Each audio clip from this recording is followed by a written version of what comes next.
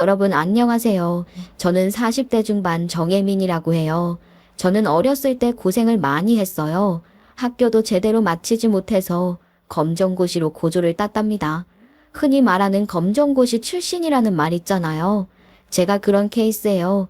엄마는 저를 낳다가 돌아가셔서 아빠가 혼자 저를 키우셨는데 남자 혼자 딸아이 키우는 게 얼마나 힘든 일이었을지 살면서 더 크게 느껴지는 것 같아요. 제가 어렸을 당시에도 저는 아빠가 저를 힘들게 키우고 있다는 것을 잘 알고 있었고, 그런 아빠에게 늘 고마움을 느끼며 살았어요. 아빠는 그런 저를 또 더 안쓰러워했으니 저희 부녀는 서로 애틋해하며 살았던 것 같아요.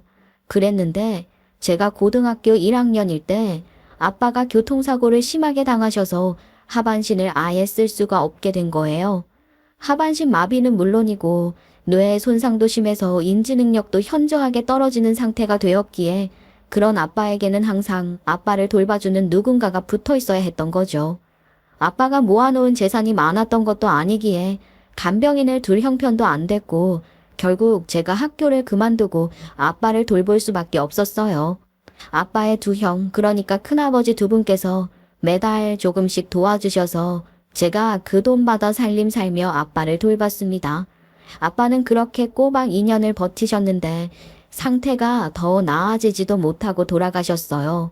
그러니 그 사고 이후 아빠는 온전한 정신으로 저와 대화다운 대화 한 번은 나누지도 못하고 돌아가셨던 거예요. 저는 지금도 그게 제일 마음이 아파요. 아빠한테 그동안 키워주셔서 고맙다는 말씀을 꼭 드리고 싶었는데 그 말을 못했거든요. 집에서 아빠를 돌보는 동안 저는 틈틈이 검정고시 준비를 했었고 아빠가 돌아가시고 난 이후에 검정고시로 고졸 학력을 획득했던 저는 그 학력으로 작은 회사에 취직해서 혼자 서기를 시작했습니다. 제가 학교를 중간에 그만두기도 했지만 친하게 지내는 친구 하나 없었기에 언제나 혼자였고 또 그게 편했던 것 같아요. 제가 취직한 작은 회사에 제 또래는 아무도 없었기에 회사에서도 혼자 밥 먹고 그러는 게 편했거든요. 제가 다니던 회사는 서울 시내 대표적인 오피스 밀집 지역에 있었는데 남편과 저는 단골 밥집이 같았어요. 저는 늘 혼자였지만 남편은 늘 여러 무리의 사람들과 어울려 다니는 사람이었고 구내식당이 있는 회사에 다니는지 일주일에 한 번 정도 같은 식당에서 마주치곤 했는데 남편이 제게 첫눈에 반했다는 걸 저도 알고 있었어요. 저를 힐끔거리며 무리들과 이야기를 하는 남편을 저도 의식하고 있었거든요. 얼마 지나지 않아 남편이 제게 데이트를 신청해 왔고 그렇게 연애가 시작됐습니다. 그저 평범한 회사원인 줄 알았던 남편은 알고 보니 아버지가 대표로 있는 회사에 다니고 있는 사람이었어요. 시부의 회사는 주방 소품을 주력 상품으로 다양한 리빙 용품을 만드는 회사였는데 남편을 만나면서 관심을 갖고 찾아보니 디자인도 예쁜 아이디어 제품이 많더라고요. 시부 집안이 대대로 부자라고 들었고 디자인을 전공한 시부는 사업 수완도 좋은 데다 젊은 사고를 가진 CEO로 경제 잡지 같은 데 소개되기도 하고 그랬던 걸 보기도 했어요. 남편이 그런 집 장남이라고 하니 시댁에서 저 같은 조건의 여자를 좋아할 리가 없다는 생각에 결혼은 아예 생각도 안 하려고 했었을 정도였어요. 그런데 남편은 저와 사귄 지 1년도 되지 않았을 때부터 결혼 이야기를 했고 그렇게 얼결에 시부모에게 인사도 드리게 되었어요. 시댁 때문에 서는 순간부터 저는 스스로 너무나 초라해지는 걸 느꼈습니다. 그 커다란 대문을 열고 넓은 정원을 지나 계단도 몇 개나 올라가야 집이 나오던데 큰 집 옆에는 별채처럼 딸려있는 작은 건물도 두어 개 보였어요. 그런 부잣집에는 처음 들어가 보는 것이니 더 긴장이 됐던 거죠. 시모는 예상대로 저를 몹시 못마땅해 했고 시종일관 언짢은 표정이었지만 생각지도 못했던 시부가 저를 너무 흐뭇하게 봐주신 거예요. 시부의 여동생이 어릴 때 죽었다는데 제가 그 여동생과 많이 닮았다면서 계속 그렇게 쳐다보시더라고요. 그렇게 돈이 많고 대단한 능력을 가진 분이어도 나름의 아픔은 다 갖고 사는구나 싶어서 저를 그렇게 흐뭇하게 보시는 시부에게 죽은 여동생 닮은 제 얼굴을 실컷 보여드릴 수 있다는 게 좋았어요. 시모가 아무리 저를 마뜩찮아 해도 시부가 집안의 독보적인 가장이셨으니 그리고 남편이 저와 죽어도 결혼을 하겠다고 나섰으니 저는 그렇게 그 대단한 집안의 맏며느리가 됐던 겁니다. 남편에게는 남동생이 하나 있었는데 배다른 동생이었어요. 시댁 가정사가 좀 복잡한데 일단 시부와 시모는 한 번 이혼을 했다가 재결합한 분들이셨어요. 시부는 시모와 재결합하기 전 교제하던 여자가 있었는데 그 여자가 결별을 선언하고 떠난 후 시모와 재결합을 한 거였다고 해요. 그런데 어느 날 시부를 차버리고 갔다던 그 여자가 3살짜리 남자아이를 데리고 나타났다는 거예요. 그 아이가 시부의 아이라며 친자 확인을 해봐도 좋다고 하면서 시부에게 아이를 버리다시피 맡기고 가버렸다고 말이에요. 친자 검사 결과 시부의 친자가 맞는 것으로 확인은 했지만 시부도 황당했을 것 같아요. 시부는 그 여자가 시부의 아이를 가진 것도 전혀 몰랐고 심지어 그 여자에게 차이고 난 후 시모와 재결합을 한 것이었으니 뒤늦게 그게 대체 무슨 일이냔 말이죠. 그 여자는 시부를 만날 때 양다리 상태로 두 남자를 저울질하다가 임신 사실을 알게 됐을 때 누구 자식인지도 모르면서 자기가 더 마음이 가는 다른 남자에게 임신했다고 말하고 그 남자와 결혼을 했던 거라고 해요. 그런데 그렇게 살다가 낳은 아이가 그 남편의 친자가 아닌 걸 들키게 되어 이혼을 당했고 혼자 아이를 키울 수도 없으니 이미 재혼한 상태인 시부에게 무작정 찾아와 애를 키우라고 주고 간 거였죠. 시부는 그 여자는 경멸했을지언정 친자식인 피부티만큼은 어찌할 수 없어 그 아이를 받아들여 키우기로 한 거예요. 남편에게 처음 그런 얘기를 듣게 됐을 때 여러 가지 생각이 들었던 것 같아요. 시부도 힘드셨을 것 같았고 시모 성격에 그걸 감당하기가 쉽지 않았을 것 같았거든요. 어머님이 도련님이 잘 받아들여지신 거야? 우리 엄마가 그랬을 리가 있어? 나도 사실 어렸을 때여서 잘 기억은 안 나지만 그때 아버지랑 엄마랑 매일 큰 소리 내면서 싸우시는 걸 본 것 같아. 그래도 결국은 받아주시기로 한 거잖아. 어머님도 큰 결심하신 거지. 쉬운 일도 아닌 건 맞는 거야. 화를 얼마나 내셨는지 몰라도 받아주시기로 한 거니까 대단한 거지. 우리 엄마 입장에서도 어쩔 수가 없었을 거야. 아버지랑 어렵게 재결합한 건데 또 이혼을 하겠어? 우리끼리 말이지만 아버지 재산만 생각하더라도 엄마는 이혼 못하지. 아이 그래 뭐 이후에 어찌됐든 어머님도 마음고생 많으셨을 거야. 아버님이 바람을 피우시거나 그런 건 아니지만 기분이 좋지는 않으셨을 거 아니야. 어쩔 수 없이 두고 보기는 한 거지만 평생 구박하고 미워하며 살았지 뭐. 그리고 딱 한 가지 절대로 해주지 않은 게 있었어. 응? 그게 뭐야? 뭘 안 해주셨는데? 걔가 아버지 성을 갖는 것만큼은 엄마가 절대로 못 본다고 강경하게 버틴 거야. 결국 아버지도 엄마 고집 못 걷고 포기한 것이. 아, 그래서 도련님은 아버님이랑 다른 성을 갖고 있는 거구나. 도련님 낳아주신 분 성을 쓰고 있는 거야, 그럼? 그렇다나 봐. 그분이 남편한테 이혼당하면서 남편이 친권을 포기해 자연스레 생모의 성을 따르게 된 거지. 아유, 너무 슬픈 이야기다. 그러니까 도련님은 자기를 생부에게 버리고 간 생모의 성을 갖고 평생을 살고 있는 거잖아. 더 슬픈 얘기 해줄까? 뭐야? 무슨 얘기가 또 남았어? 그때부터 도련님이 들어와서 같이 살면서 어머님 구박 미움받고 살았다. 뭐 그거 아니야? 처음에 걔가 우리 집에 왔을 때가 3살 때였는데 엄마가 그 어린애를 돌봐주려고 했겠어? 그거야 뭐 유모 같은 사람을 데려다 하셨을 거 아니야. 자기도 어머님 손에 자란 거 아니라고 했으면서 뭘. 그렇긴 한데 우리 엄마는 그 꼴도 안 보려고 했단 말이야. 그래서 걔가 우리 집에 들어와서 한참 동안은 맡아 키울 유모를 들여놓고 별지에서 따로 키웠다니까. 세상에 너무해. 이 큰 집에서 그렇게 부딪힐 일도 없었을 텐데 그렇게 쫓아내시기까지 할 건 또 뭐야? 도련님이 이래저래 상처가 많은 사람이구나. 배려와 키우게 된 시부의 사생아인 도련님과 얽힌 시댁의 가정사를 처음 들었을 때 도련님이 짠하고 안쓰러워 혼났어요. 도련님은 성인이 된 후 시댁에서 독립해 나간 상태였고 명절이나 시부 생신 같은 날만 시댁에 왔는데 그때마다 시모는 여전히 도련님을 못 잡아먹어 안달난 사람 마냥 어지간히도 괴롭히더라고요. 저 역시 시모의 구박을 받는 처지라 더 그랬는지 모르겠지만 도련님에게 뭐 특별히 더 마음이 갔고 저라도 조금 더 잘 챙겨주고 싶다고 생각했던 것 같아요. 도련님도 제 처지를 알 테니 저와 비슷한 감정을 느꼈던 것 같기도 해요. 그렇게 저와 도련님은 시모의 구박을 받는다는 공통분모 안에서 서로를 안타깝게 생각하는 유대감 같은 게 있었을 거예요. 그렇게 결혼 생활을 한 지도 17년이 넘었네요. 그렇게 세월이 흐르는 동안 남편이 서서히 변하기 시작한다는 게 느껴졌어요. 사실 남편은 제 외모를 보고 첫눈에 반해 앞뒤 재지도 않고 결혼까지 밀어붙였던 사람이었거든요. 그 콩깍지는 그리 오래 가지 않았고, 게다가 저는 이제 40이 넘어 외모도 전 같지 않고 애 낳아 키우면서 몸도 많이 망가졌으니 그 자체만으로도 슬픈 일인데, 남편이 대놓고 그런 이야기들을 하며 제 외모가 변해서 자기 마음도 변하는 거라고 그게 당연한 일인 것처럼 말하기도 했어요. 그게 서운하기도 하고 자존심이 상하기도 했는데, 남편이 저를 재미없어 하기 시작한 데는 다른 이유도 있다는 걸 전 알고 있었어요.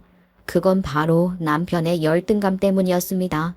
제가 무슨 전문적인 기술이나 능력이 있어서 제가 하던 일에 엄청난 자부심을 갖고 있었던 사람은 아니었지만, 그래도 제가 일해서 번 돈으로 저 혼자 먹고 살 수 있다는 것에는 큰 자부심을 가졌고, 그렇게 무언가 이루며 산다는 것을 동경했던 것 같아요. 하지만 결혼을 하면서 다니던 회사를 그만두게 됐었죠. 시모 보시기에 그리 대단한 회사도 아니었으니 그만두고 들어앉아 남편 내조하며 아이나 얼른 낳아 키우라고 하셨으니 거역할 수가 없더라고요. 계속 일을 하고 싶다는 생각이 늘 있었지만 늘 마음뿐이었죠. 아이 낳아 기르면서 엄두도 못 낼 일이었으니까요. 아이를 어린이집에 보낼 수 있게 된 뒤로 다시 일을 하고 싶다는 생각에 남편에게도 말을 안 하고 혼자서 입사 지원서를 내보기도 했어요. 그러나 고졸에 애딸린 기혼녀에 경력도 그리 특출날 게 없는 저를 써주겠다는 회사는 없었습니다. 어린이집에 다니는 어린애를 키우는 애엄마는 어쩔 수 없이 기피 대상이 되는 것 같아요. 애들이 한창 자주 아플 나이니 걸핏하면 애 아프다고 쫓아다니고 조퇴하고 그럴까봐 꺼려하는 것 같기도 했어요. 한 번은 면접까지 간 적이 있었는데 그때 그런 뉘앙스로 말을 하더라고요. 그렇게 일을 다시 하는 건 포기해야 하나 보다 하고 있었는데, 시부가 저의 그런 마음을 아시고는 시부 회사에 제가 들어갈 수 있게 자리를 하나 만들어 주셨던 거예요. 그렇다고 대단한 자리에 낙하산으로 앉히신 건 아니고 그저 제 능력에 과분하지 않은 평범한 자리를 만들어 주신 거였어요. 그렇다고는 하나 어쨌든 저는 공채를 통해 입사한 게 아니라 특채, 그것도 회사 오너의 며느리라는 낙하산을 타고 내려온 거였고, 거기다 제 학력이 고졸, 그마저도 검정고시 출신이라는 걸 두고 사람들은 뒤에서 많이 수군거렸을 거예요. 앞에서는 회사 대표 며느리인 만큼 친절하게 대해줬지만 제가 없는 자리에서는 자기들끼리 제 욕을 많이 했을 거예요. 제 귀에도 그 정도는 들렸거든요. 그렇지만 저는 그 사람들이 그러는 건 당연하다 생각했고, 낙하산으로 들어간 시부의 회사에서 제게 그 자리를 준 시부에게 누를 끼치지 않아야겠다는 생각으로라도 정말 열심히 일했습니다. 주방용품에 주력하는 회사였던 만큼 제게 유리한 부분도 있었고, 특히 정기적으로 있는 사내 아이디어 공모전 같은 것에 정말 목숨 걸었다고 할 정도로 열심히 참여했어요. 그러면서 서서히 저의 노력, 그리고 꽤 괜찮은 아이디어를 내어놓는 참신성과 창의력을 인정받기 시작했던 것 같아요. 제 아이디어가 채택되어 제품화되는 과정에 참여하는 경험을 통해 저는 정말 많은 것을 배울 수 있었고, 그렇게 승승장구하기 시작했던 거예요. 반면 남편은 그다지 두각을 드러내지 못했는데, 그러니 시부에게 제대로 된 칭찬 한 번 받지 못했어요. 그런 남편이었으니 시부가 저를 입에 침이 마르도록 칭찬하는 것을 보며 열등감을 쌓아가기 시작했던 거예요. 별 볼일 없던 저를 그저 예쁘장하게 생긴 외모 하나만 보고 마음에 들어 결혼했지만, 남편 마음속에도 제가 하찮은 사람이라는 생각이 있었던 거라는 걸 남편이 제게 열등감을 드러내는 것을 통해 알 수 있었어요. 그러면서 저에 대한 남편의 마음도 식어갔던 것 같아요.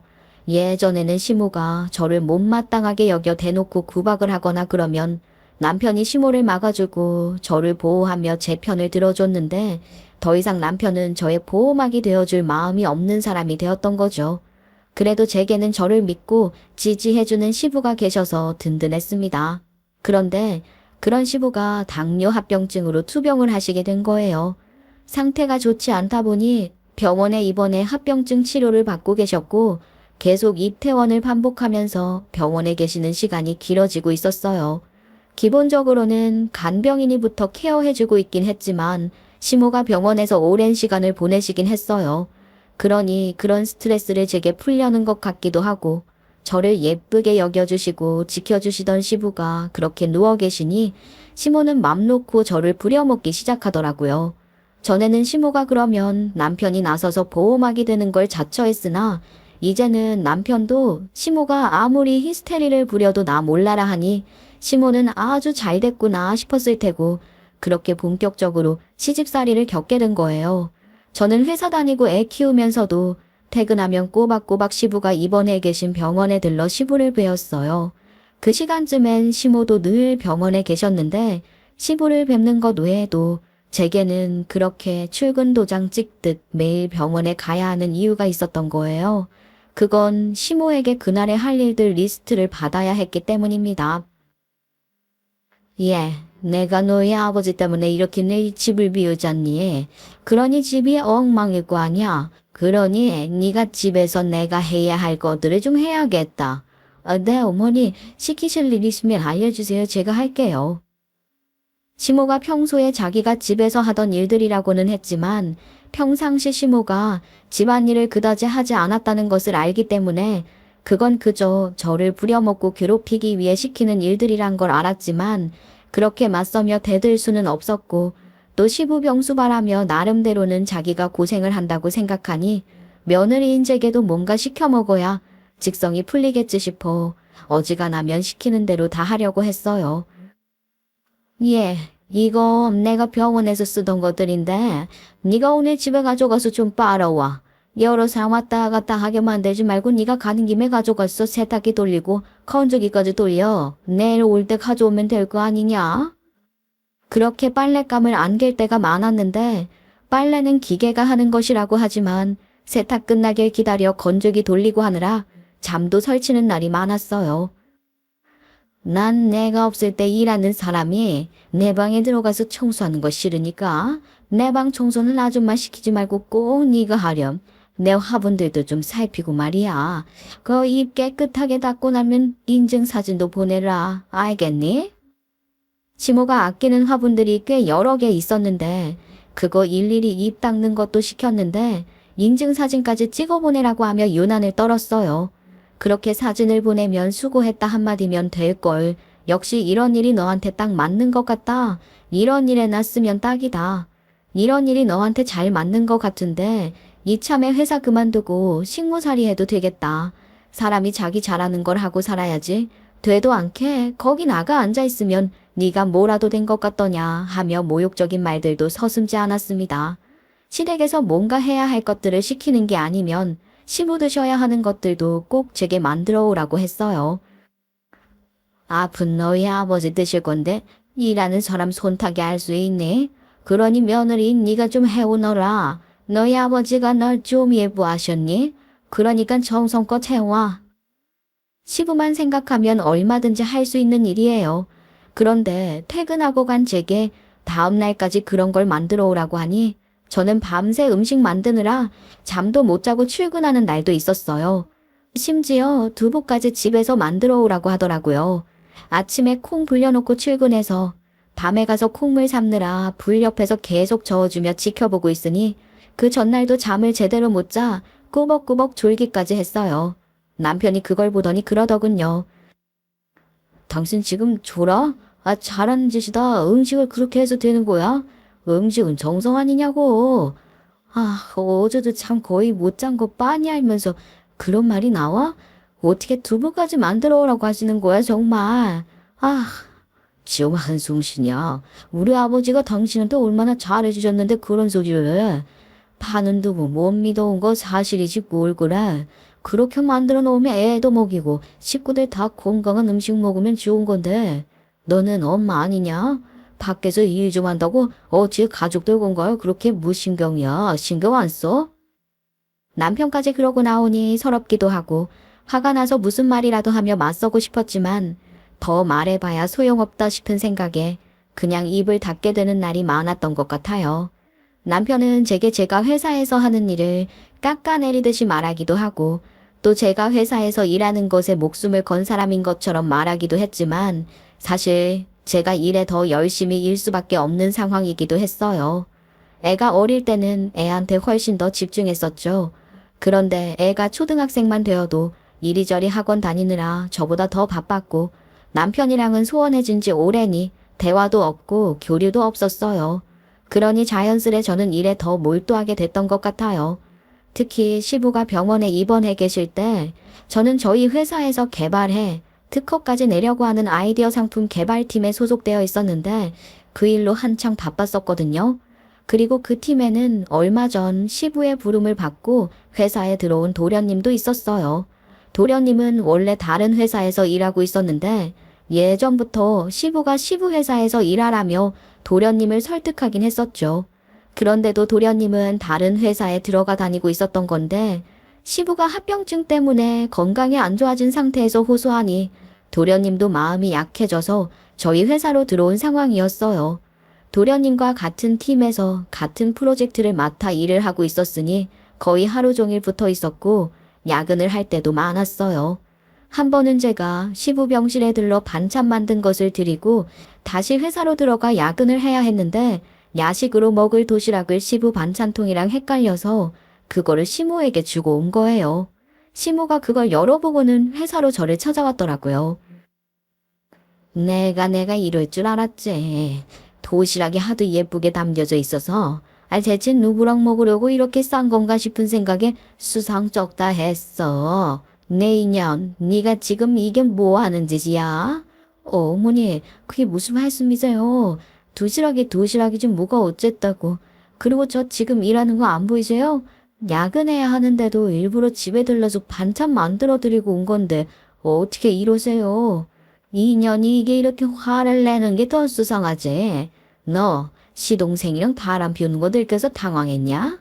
이 미친 것들이 아버지 누워있는 사이에 회사에서 붙어먹고 다니는데 이거 지금 내가 봤는데 이게 아니고 뭐야?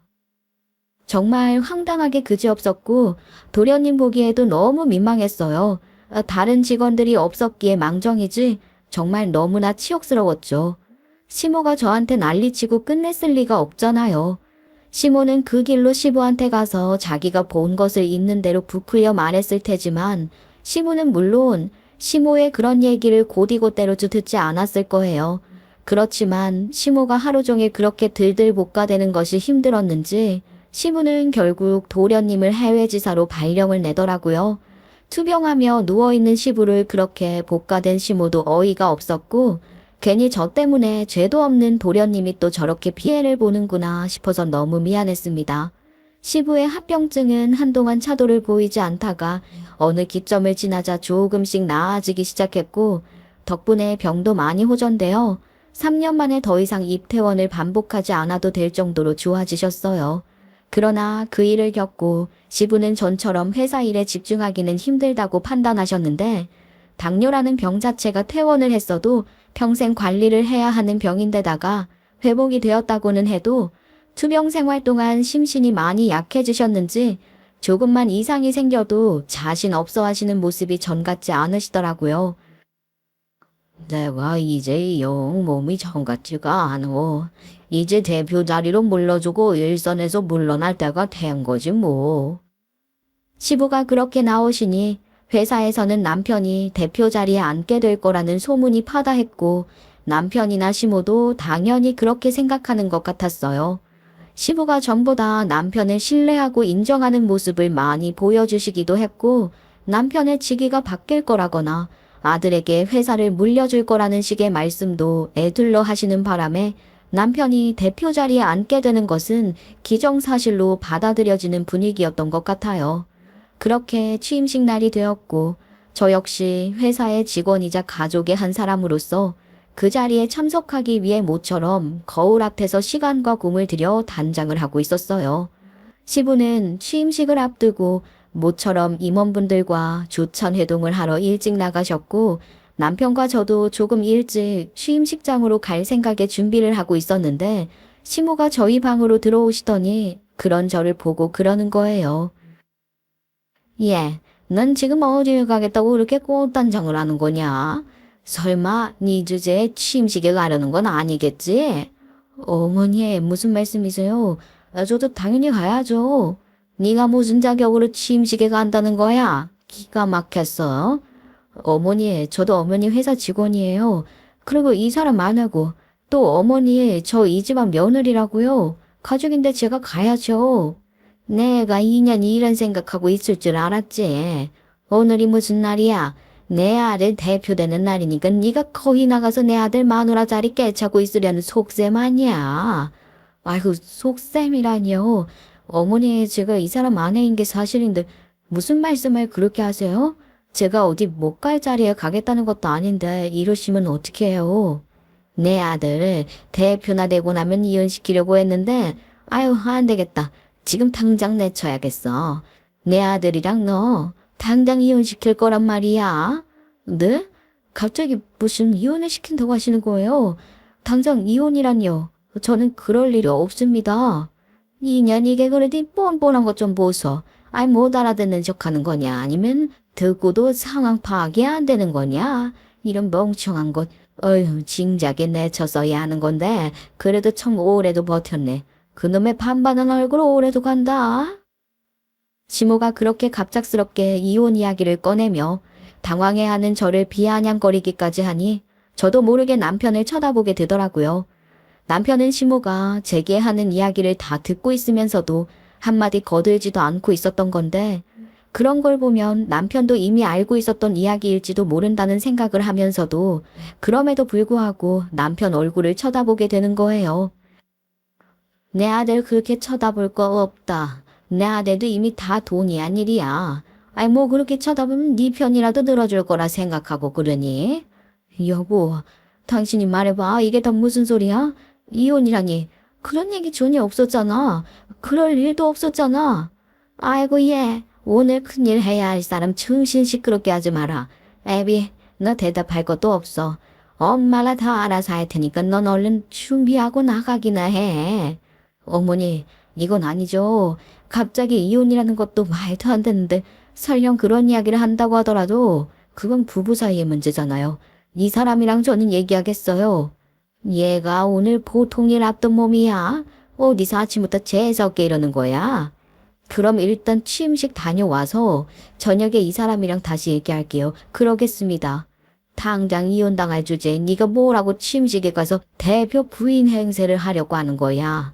너는 이제 이 집 며느리도 아니고 아무것도 아니니까 거기 올 것도 없다고 내가 하잖아. 아니요, 이 집 며느리가 아니라고 해도 전 그 회사 직원 자격으로라도 충분히 참석할 수 있어요. 어머니가 아무리 이러셔도 소용이 없다고요. 이게 말귀를 못 알아듣는 거야. 너 이제 이 집에서 쫓겨나는데 누가 너를 회사에 남겨둔다더냐? 고졸 검정고시 출신은 누가 써준다고 하겠어? 아유 엄마, 더 말할 것도 없어. 엄마 말 듣고 집에 있어. 거기고 어디로고 가겠다는 거야? 그냥 집에서 얌전히 기다리면서 가지고 나갈 네 짐이나 챙기고 있거라. 아 그러네, 엄마 말이 맞아. 어차피 이혼할 건데 그냥 오늘 바로 짐 싸서 나가라고 해야겠어. 엄마 말 들었지? 가져나갈 짐이나 챙기고 있으라고. 무슨 소리를 하는 거야? 짐을 싸서 나가라니. 지금 나를 쫓아내기라도 하겠다는 거야? 무슨 자격으로? 내가 잘못한 것도 없이 왜 쫓겨나? 난 취임식에도 갈 거고 짐 싸서 나가는 일은 더더욱 없어. 그렇잖아도 대표 취임하는 자리에 푹 퍼준 아줌마인 너. 내 옆에 세워두는 게 영 거슬렀는데. 아, 너는 올 것도 없어. 나 너랑 이혼할 거라고. 내 아들이 이제야 내 맘에 쏙 드는 소리 안 해. 애당초 네 옆에 철한 애가 가당키나 했어. 어렸을 때 철이 없었으니 그랬지. 엄만 그때 날 좀 제대로 말렸어야지. 위그 이놈아, 그 소리를 이제야 하냐? 엄마가 너 때문에 얼마나 속이 상했는데. 아 됐어. 이제라도 어리고 학벌 좋고 집안도 좋은 새 여자들이면 되지. 대표 마누라면 그 정도 수평은 있어야지 않어? 아이 그럼 맘 그렇고 말고 그치 그렇지. 네가 대표인데 그 정도 여자는 돼야 덜 부끄럽지. 걱정하지 말어. 엄마가 바로 선자리 알아볼게. 고졸 검정고시 출신이라고 어디 가서 말도 못하겠는데 회사 출근하면서 이미 알 사람은 다 알게 됐잖아. 아이 정말 부끄러워 죽겠어. 그리에 너희 아버지는 쳤던 것한테 자리까지 만들어줘서는 일을 이렇게 만들었지 원. 걱정 마. 아버지도 이제 나를 많이 신뢰하시니까 나한테 대표 자리도 물려준다고 하시는 거잖아. 엄마 이제 쟤는 끝이야.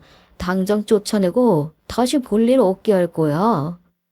이혼이라는 갑작스러운 통보에 처음에는 안간힘을 쓰며 시모와 남편에게 맞섰지만 제가 그러는 건 그 두 사람에게 아무 의미도 없었고 그저 둘이 한통속이 되어 저를 몰아내고 회사 대표가 되어 새 마누라, 새 며느리들의 생각에 잔뜩 들떠있는 모습을 보니 씁쓸하기도 했고 그들이 내뱉은 잔인한 말들이 저를 더욱 비참하게 하는 것 같았습니다. 저 역시 변한 남편의 모습을 보며 결혼을 잘한 게 아니라는 생각을 하긴 했지만 그렇다고 애초에 결혼한 것 자체를 부정하지는 않았어요. 남편과의 결혼으로 제 아이가 생겼고 또 저를 인정하고 아껴주시는 시부도 계셨으니까요. 그렇지만 시모와 남편의 말들은 제게 아주 날카로운 상처를 냈던 것 같아요. 그렇게 시모와 남편은 제게 취임식장에 오지 말라는 말을 남기고 둘만 취임식장으로 가버렸고 저는 혼자 집에 남게 되었지만 그렇게 집에 앉아 이혼 서류에 도장 찍기를 기다리고 있을 수는 없었기에 저도 따로 취임식장으로 갔어요.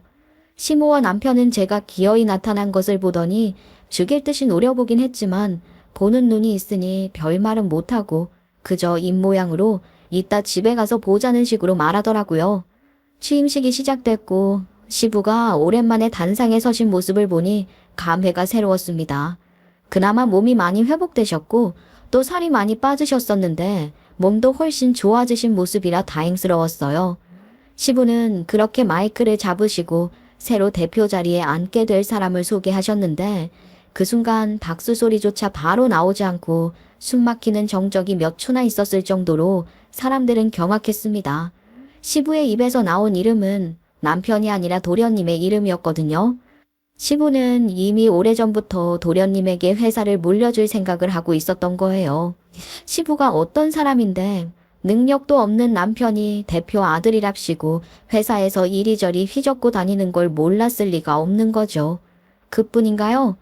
시모도 걸핏하면 회사에 나와서 참견질을 하곤 했는데 그 또한 시부는 알고도 모른 척 다른 방식으로 처리를 해오고 있었던 거였어요. 그 회사 임원 중에 시모 친정 사람이 한 사람 있었는데 남편은 그 사람이랑 같이 다니면서 임원 행세, 임원 대접 똑같이 누리려고 했고 특히 시부가 몸이 안 좋아 병원에 있을 무렵부터 더 심해졌었죠. 그러다가 그걸 문제 삼은 직원에게 남편이 갑질을 해서 문제가 있었던 적이 있었던 거예요. 그때 시모까지 회사에 와 그 직원한테 난리를 치는 바람에 오히려 사건이 더 커졌고 진짜 뉴스에 나는 사건이 될 뻔한 건데 결국 시모가 합의금으로 그 직원 주저앉혀서 무마된 사건이었어요.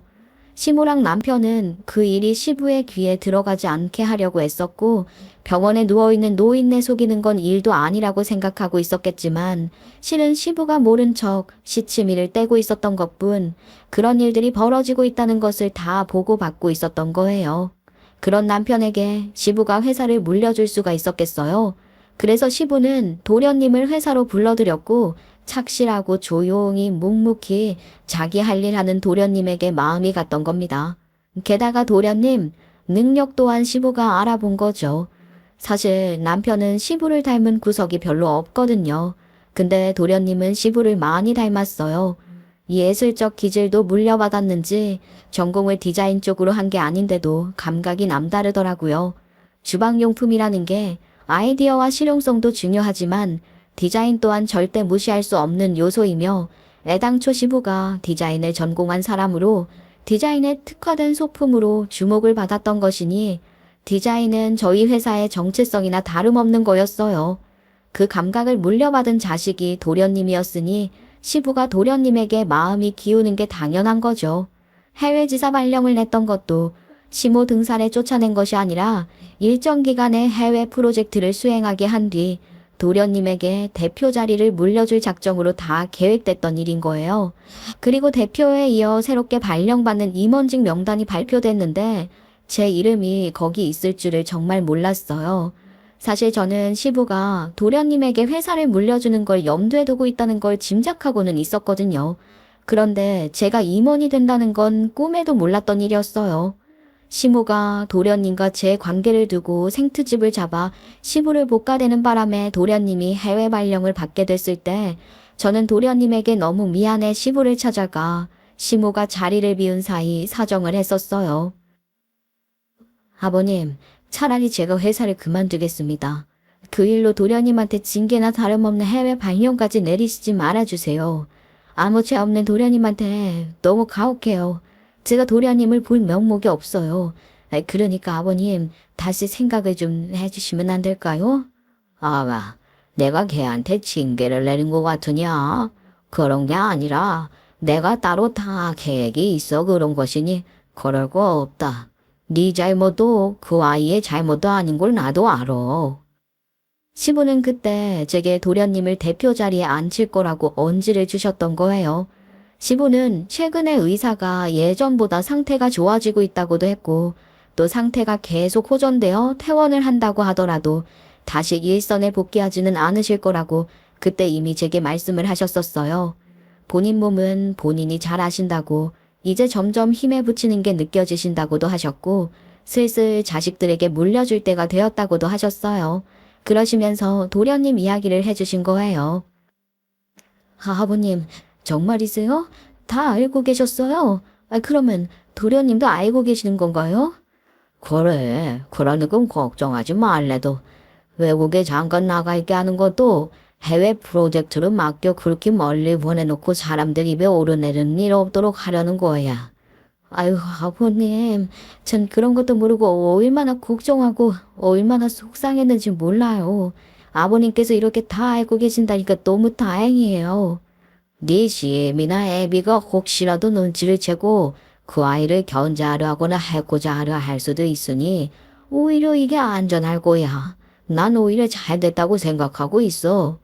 아버님 깊은 뜻을 제가 몰랐어요. 아버님 말씀을 들으니까 마음이 놓여요. 도련님도 상처가 많으신 분인데 저 때문에 또 상처를 받게 되실까봐 걱정을 정말 많이 했거든요. 내가 그 아이를 지켜주지 못한 게 많어. 그래서 이번엔 내가 그 아이를 제대로 지켜주려고 하는 거야. 때가 되면 그 아이에게 대표 자리 물려주려고 이렇게 하는 것이니까 걱정 말거라. 네 남편한테 대표 자리 안 준다고 서운한 건 아닐 테지? 아이, 그럼요. 아버님도 참 다 아시면서 그러세요. 사실 저는 아버님께서 그 사람이 장남이라는 이유만으로 두 사람에게 회사를 물려주실까봐 걱정한걸요. 시부는 그렇게 철저하게 모든 것을 계획해 두시고 아들에게 대표 자리 물려줄 거라는 식으로 말씀하시며 남편도 전에 없이 인정하는 듯 하셨지만 그건 다 도련님을 보호하기 위해 그랬던 것 뿐이었던 거죠. 아들한테 물려줄 거라고 했던 시부의 말씀이 틀린 건 아니잖아요. 도련님도 시부 아들이니까요. 그렇게 철저히 계획을 숨기고 있었던 시부는 취임식 자리에서 모든 걸 밝히신 거예요. 그렇다고는 하나 제가 임원직에 오르게 될 거라고는 예상 못했는데 그건 시부의 깜짝 선물이었던 겁니다. 시부는 임원직에 오를 제 이름을 발표하시면서 지난 특허건에서 도련님과 함께 가장 큰 공을 세운 사람 중 한 사람이라며 특별히 저를 언급하셨고 도련님을 잘 도와 회사를 이끌어줄 것을 당부하는 말씀도 하셨어요. 도련님이 해외지사로 발령 났을 때쯤 특허건은 마무리되고 있는 단계였고 그 이후 공로를 인정받아 회사 내부에서 제 입지가 많이 올라간 것도 사실이긴 했어요. 당연히 승진을 기대하긴 했었는데 임원직까지는 상상도 못했던 거죠. 저는 물론이고 아마 그 누구도 짐작하지 못한 파격적인 일이었을 거예요. 그리고 예정대로 남편도 직위 이동이 있긴 했어요. 제 직속 부하 직원으로 말입니다. 상황이 그렇게 됐으니 시모고 남편이고 이혼 소리 쏙 들어가던데 저도 이혼 소리는 안 꺼냈지만 다른 방법으로 남편 놈 좀 갈궈줬어요. 우선 남편 책상부터 바꿔버렸죠. 원래 이 차장직위에서는 가질 수도 없는 개인 집무실을 쓰고 있었던 거 알지? 그 방 당장 없애고 직책이 맞는 평범한 자리 배정받아 앉도록 하세요. 남편놈 속으로 부글부글 하는 게 보이던데 어쩔 거예요. 제가 상사고 또 그게 원칙에 맞는 거니 지가 뭐라고 할 명분도 없는 거죠. 그리고 저는 남편이 올리는 결제 서류는 일부러 바로 처리를 안 해줬어요. 한 번은 기한이 급한 걸 알면서도 결제를 안 해주고 외부 일정을 나와버렸더니 남편이 전화를 바리바리 하길래 제가 둘러보고 있었던 제조 공장으로 서류 가지고 오라고 했거든요. 그 말 끝나기가 무섭게 헐레벌떡 달려오길래 서명해줄 요량으로 펜 뽑아들고 여기 책상이 없다고 하면서 둘러보니 남편놈 지가 알아서 허리 굽혀 자기 등 들이대며 거기 놓고 서명하라고 하더라고요. 공장 직원들도 그거 다 보게 하고 그 정도쯤은 제가 그동안 남편한테 들어온 모욕에 비하면 귀여운 복수 아닌가요? 저한테 이 꼴 저 꼴 다 당하고 있으니 남편은 시부한테 가서 하소연을 하기도 했지만 시부는 당연히 들은 척도 안 하셨죠. 그러는 걸 보고 제가 좀 더 유치하게 다뤄줬더니 이런 취급당하느니 회사 그만두겠다며 사표를 쓰더라고요. 저는 남편 사표 받고 바로 이혼 서류 내놨죠. 그러니 남편놈 저를 비웃으며 그러더라고요. 아이 네가 임원 되더니 정신이 어떻게 된 거 아냐? 난 이제 사표 썼으니까 네 부하 직원도 아니니까 할 말 좀 해야겠다. 네가 나랑 이혼하면 임원 자리 유지할 수는 있을 것 같아? 네가 내 덕에 그 자리에 있는 거 모르진 않겠지? 그래, 이제 내 부하 직원도 아니고 곧 내 남편도 아닌 게 된 인간이지만 마지막으로 하고 싶은 이야기는 들어줄 수 있지. 그런데 내 임원 자리는 너랑은 상관없는 거야. 잘랑척 작작해라. 네가 내 마누라도 아닌데 우리 아버지가 너를 그 자리에 가만히 둘 리가 있냐고. 니년 안 치시긴 했지만 나를 안 치신 거나 마찬가지인데 아니 그것도 모르냐? 멍청한 건지 순진한 건지. 아우 너나 멍청한 소리 작작 좀 해. 난 이미 아버님께 너랑 이혼할 거라는 것도 다 말씀드렸고 이혼해도 임직원 그대로 보장해 주신다고 하셨어. 그게 무슨 말 같지도 않은 소리야. 아버지가 아무리 너를 예뻐한다 어쩐다 하셔도 그건 다 네가 내 마누라 할 때나 그런 거지. 정신 차려. 너나 정신 차리고 네 걱정이나 해. 너야말로 나한테 이혼당하면 낙동강 오리할 때는 거야. 아버님은 이제 손자만 보고 사시겠다고 하시던데. 사실이었어요. 실제로 시부는 남편의 무능과 게으름, 교만 등에 질릴 만큼 질렸고 그런 아들 없는 게 낫다고 생각하고 계셨거든요.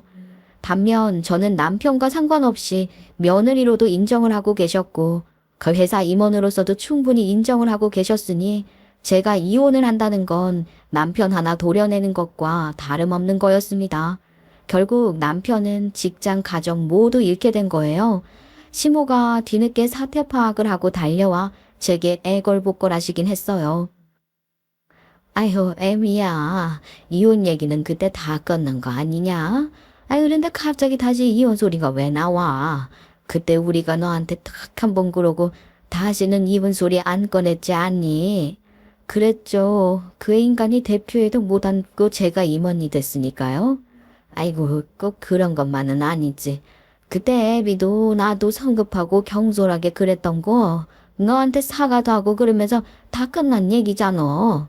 애비가 마음에 안 드는 게 있으면 나한테 말해라. 내가 아주 버릇을 단단히 고쳐놓을 테니. 그러니까 이혼 소리만 하지 말아줘. 아니요. 전 그때 이혼 소리 들었을 때 바로 이혼할 생각이었던 걸 지금까지 기다린 것뿐이에요. 달라진 건 아무것도 없어요. 어머니가 그 인간이 현실을 직시하게 됐다는 것만 달라졌다고 할 수 있겠네요. 애미야, 그러면 애는 어쩌라는 거냐? 우리 손주 애비 없는 자식으로 키우겠다는 거야?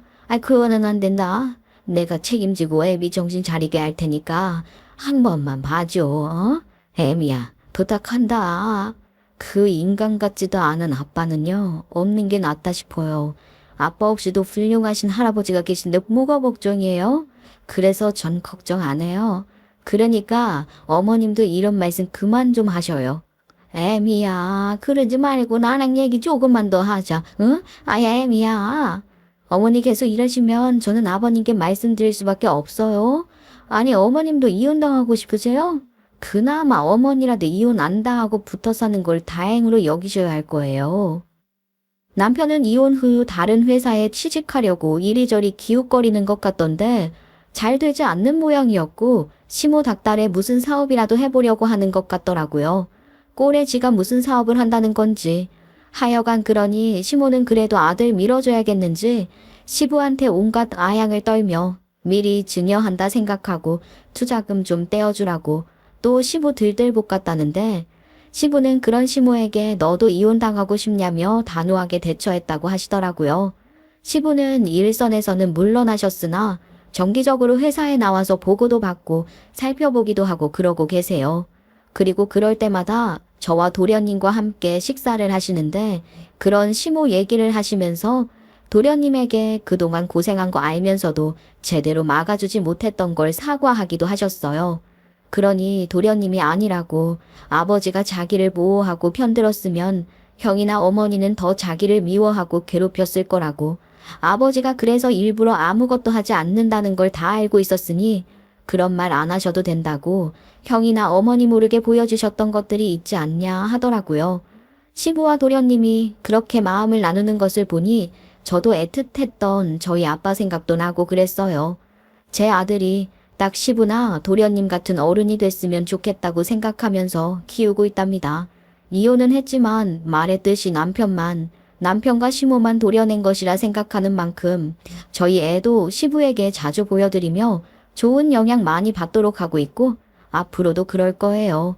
여러분, 오늘 제가 하려던 이야기는 이 정도에서 끝맺음을 해야 할 것 같아요. 남은 이야기들은 저와 제 아들이 함께 만들어갈 희망찬 미래가 되길 바라는 마음으로 제 이야기를 마칠까 해요.